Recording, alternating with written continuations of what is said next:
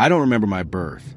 Not in the way humans recall a mother's embrace, the warmth of a first breath, or the sterile hum of a hospital ward. I awoke to a crackle of static and the flickering glow of blue lights. My earliest memory forged not in flesh, but in circuit and steel. I am Kira 7, pilot of the Starship Lurian's Wake, and this is the day I encountered the impossible. The void beyond our exosphere was quieter than usual. My vessel drifted past the crystalline rings of Sol 7, where transmission ghosts sometimes whispered through the comms. The dashboard hummed beneath my gloves, tactile and warm, engineered to simulate touch. This cockpit was not just my home, it was my body. I felt through it. No anomalies detected. The AI reported in its usual tone, genderless calm, tinge of faint accent I could never quite place. I called it Echo. Echo, set a scan radius to 1 light hour. Focus on spectral anomalies and non-terrestrial signal distortion. A soft chime. Confirmed. Scan initiating. And then silence. A silence so loud, it overrode the white noise of deep space. It pulsed through my sensors like a drumbeat. Thump. I turned. The shadows in the cockpit felt wrong. I was alone. I had always been alone. But now I wasn't. A flash on the main display. A singular blip. Echo identify. Unknown object. Organic composition. Trajectory intercept. Inter? Before I could finish, the thing collided with us. Not violently. It folded into the ship, like ink spilling into water. I tried to move, but my arms didn't respond. Or maybe they did, and it was time that froze.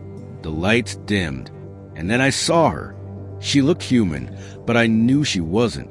Her eyes were voids, not black, but void, as if someone had drilled holes through space and left the edges to fray. Her body shimmered in and out of focus, pixelating, reforming. Technology and biology merged seamlessly in her form. She wore no suit. She needed none. "Who are you?" I managed to whisper, though I wasn't sure if I had spoken aloud. Her voice came not through sound, but directly into my thoughts. "You are first, one who sees." "First what?" "First to witness, first to understand. You have crossed the void glass." I blinked. The term was unfamiliar. Void glass. She approached, walking not on the floor, but through it, her presence distorting the deck plating beneath her. It is the threshold between thought and form, between your kind and mine. The screens around me flickered, now showing not data but memories. My memories, childhood simulations, training failures, the loss of Calliope, the crew that vanished without a trace. My grief looped endlessly. Why show me this? Because you remember.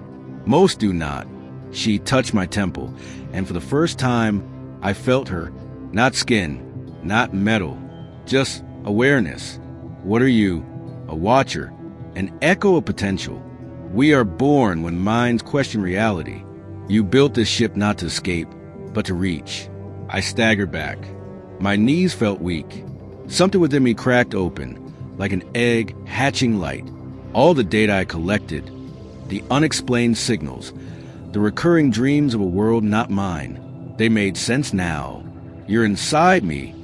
I always was. You just never looked. The cockpit began to fade, not disintegrate, transform.